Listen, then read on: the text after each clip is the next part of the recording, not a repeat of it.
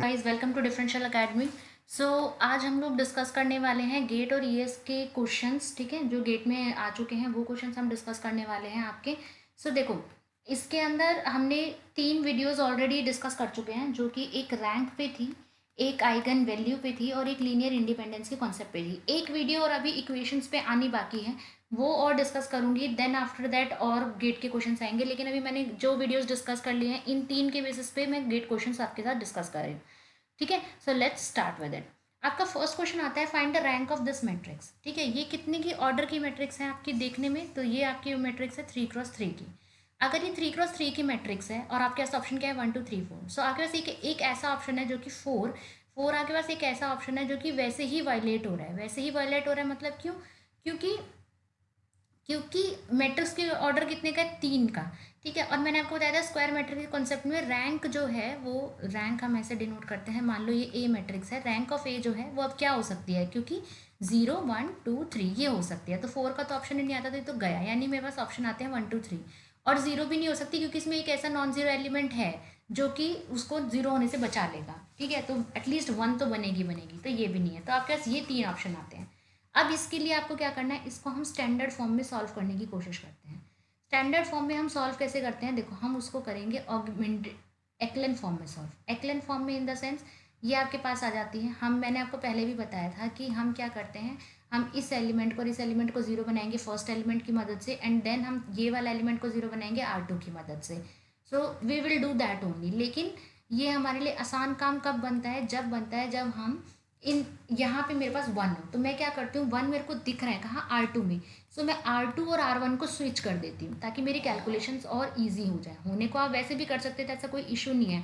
और एक रो और कॉलम को आपस में स्विच करना भी कोई प्रॉब्लम नहीं है बिल्कुल भी। ये आ गया आपके पास।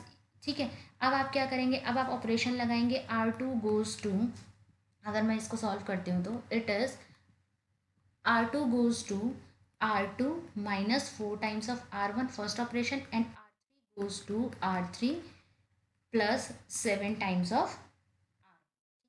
तो मैंने ये ऑपरेशंस लगाए तो मेरे पास क्या मैट्रिक्स बन के आती है, मैंने देखो मैट्रिक्स सॉल्व की हुई है इसलिए मैं आपको डायरेक्टली बता रही हूँ। ठीक है, ये आपके पास आती है 0 5 3 एंड 0 -10 -6 डन।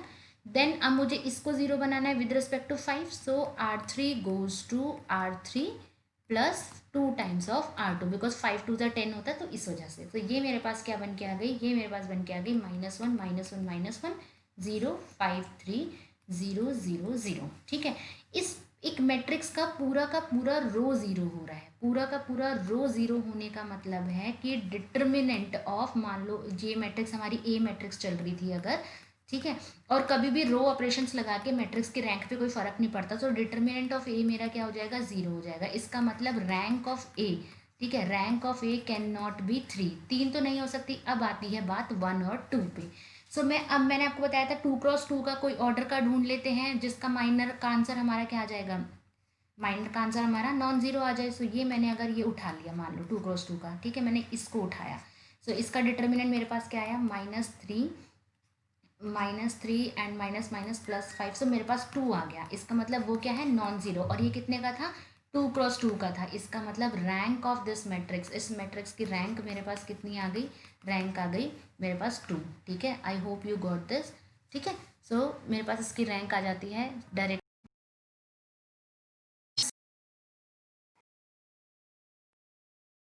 सकती थी। तो इसका मतलब रैंक 3 नहीं हो सकती थी, 0 हो नहीं सकती थी, 4 हो नहीं सकती थी, 1 और 2 पे बचती थी बात। तो मैंने 2x2 की ऐसी मैट्रिक्स ढूंढी जिसका आंसर जो आ रहा था, माइनर का आंसर जो आ रहा था वो नॉन जीरो आ रहा था। डन।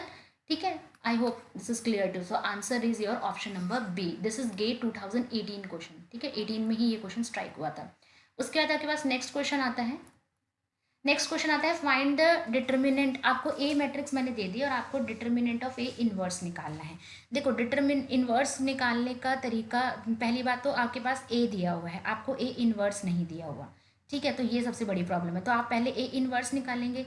ए इनवर्स आपके पास कैसे आएगा, आपको डिटर्मिनेंट ऑफ ए निकालना है। डिटर्मिनेंट ऑफ ए से आप माइनर निकालोगे, माइनर से आप कोफैक्टर निकालोगे, देन आप एडजॉइंट निकालोगे, देन आप इनवर्स निकालोगे, which is adjoint upon determinant of A, और फिर आप ए इनवर्स का डिटर्मिनेंट निकालोगे. So it is a time taking, 10 minute का प्रोसेस आपके लिए बन जाता है.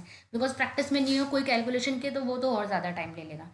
So the best way out is, there is a formula and that formula is कि डिटर्मिनेंट ऑफ ए इनवर्स, हमेशा इनवर्स का डिटर्मिनेंट जो होता है वो किसी भी मैट्रिक, उस मैट्रिक्स के डिटर्मिनेंट जो होगा उसके रेसिप्रोकल में होता है. ठीक है. अगर आप इनवर्स का डिटर्मिनेंट निकालना चाहते हो तो आप उस मैट्रिक्स का इनवर्स निकाल दो और उसका रेसिप्रोकल कर दो, तो ये आपके पास आ जाएगा. सो 2 मिनट का फॉर्मूला आ गया. NAT न्यूमेरिकल टाइप क्वेश्चन था आपका, ये गेट 2018 चाय शिफ्ट 2 का था. ठीक है. 2 डेसिमल प्लेसेस तक पूछा है. मैं इसका डिटर्मिनेंट सॉल्व कर देती हूँ. इसका डिटर्मिनेंट सॉल्व करना तो बहुत आसान है. 1 2 3 0 4 5 0 0 1 अलॉन्ग दिस फर्स्ट कॉलम 1. ठीक है. अलॉन्ग कॉलम 1 में एक्सपैंड करती हूँ इसको, तो ये हो जाएगा 1 × 4 0 5 1. मैं इसको पूरा दिखा रही हूँ आपको. तो ये हो जाएगा 0 first row first column, then second row first column, then third row first column, ये करेंगे. तो 0 × फर्स्ट कॉलम ये हो गया 2 0 3 1, देन प्लस का साइन आपके पास आ जाता है 0 × दिस इज 2 4 3 5. ठीक है. तो ये वाली टर्म हो गई आपकी, और ये टर्म तो क्लियरली जीरो है, ये भी जीरो है क्योंकि दोनों जीरो से मल्टीप्लाई हो रहा है. आपका सिर्फ ये बचता है. तो ये हो जाएगा 1 × 4 0 5 1. सो इसको हमने सॉल्व किया. 4 × 1 4 and 0 × 5 0. So 1 × 4 answer is 4. So determinant of A, determinant of A मेरे पास क्या निकल के आया 4. और अगर इस फॉर्मूले में पुट कर देती हूँ, सो 1/4 यानी कि 0.25. सो आपका आंसर आ जाता है 0.25. डन. This is done. ठीक है. ये आपका नेट टाइप का क्वेश्चन था. नेक्स्ट हमारे पास क्वेश्चन आता है, consider this matrix and which of the following is true. इस मैट्रिक्स के लिए कौन सा ट्रू है. Determinant of P is 1, P is orthogonal, inverse of P is equal to transpose and all eigenvalues are real. देखो इस पे क्या है, चारों ऑप्शन डिफरेंट है. चारों के चारों क्या है, डिफरेंट ऑप्शन है. इसका मतलब कोई एक ही ट्रू होगा. अगर ये होता नन ऑफ दीज या ऑल ऑफ दीज, तो हमें सब ऑप्शन चेक करने होते. इसका मतलब मैं एक को चेक करूँ, मेरा काम बन जाएगा कि हाँ ये सही है या नहीं. तो सबसे इजी, सब मेरे को इजी गो आउट लग रहा है डिटर्मिनेंट निकालना. तो मैं इस मैट्रिक्स का डिटर्मिनेंट निकाल देती हूँ. सो अगर मैं डिटर्मिनेंट निकाल देती हूँ अलोंग रो 2, क्योंकि इसमें दो तो जीरो ही है तो बाकी को तो जीरो बना देगा. इसको लेके मैं इस तरीके से डायरेक्टली, ये क्या हो जाएगा 1/√2, 1 × 1/√2 × 1/√2 माइनस 1/√2 × 1/√2. आई एम एक्सपेक्टिंग कि आप लोगों को डिटर्मिनेंट निकालना आता होगा, बट इट्स एनी वे. अगर नहीं भी आता है तो आप प्लीज़ मेरे 12th की वीडियोज़ देखिए, उसमें आपको मिल जाएगा. ठीक है. तो 1 × 1/2 + 1/2 विच इज़ 2/2. ठीक है. यहाँ पे माइनस था और यहाँ मॉड्यूलस लेके चल रहे हैं, तो दिस इज़ 1.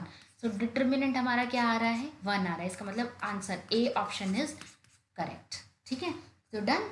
1 मिनट में हो गया ना आपका क्वेश्चन. जिसका डिटर्मिनेंट अच्छे से निकालना आता होगा वो तो 1 मिनट से भी कम ही लेगा, वो देख के ही बता देगा कि इसका आंसर ये है. So A option is your answer. So this is GATE 2017 question, और हम ऐसे ही क्वेश्चन के साथ डील करने वाले हैं नेक्स्ट वीडियो में.